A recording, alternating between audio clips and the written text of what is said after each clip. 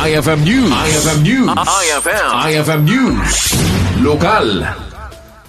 Naikoordinara iti City Disaster Risk Reduction and Management Office, Department of Public Safety, kan Public wenno Office of the Tourism Seknana iti Tour of Luzon. Tinaso nga aktibidad ket manarimaan na maisaysayang kata kan manamnama a lumabas da iti bikers wenno da iti nakipaset iti syudad ti Lawaga. Segon kan Mayor James Brian Alcid, nakasagana ni ti lokal a gobyerno amang bisita karagiti partisipante.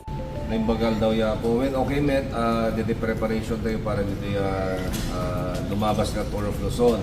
So naki-coordinate na meten po ti opisina iti CDR RMO, DPS ken dito tourism office apo noon na iti maangay programa da.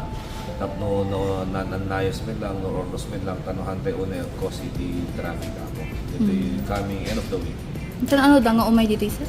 Bale, finish line daw to May 7 na po iti paway ng lumabas na dito bypass road. Ken May 8 rubot na dito apo. So lawag iti pagrubuatan da. Umiyanda dito sir? Umiyanda apo. Dinaduma-duma nga hotels apo. So nagumiyanda tsaka Manlawag, Paway, etc. Kabayatan na, imuna na naggapuda iti ilit ti pagudpuda ka nagpatinggada iti Candon City, Ilocos Sur.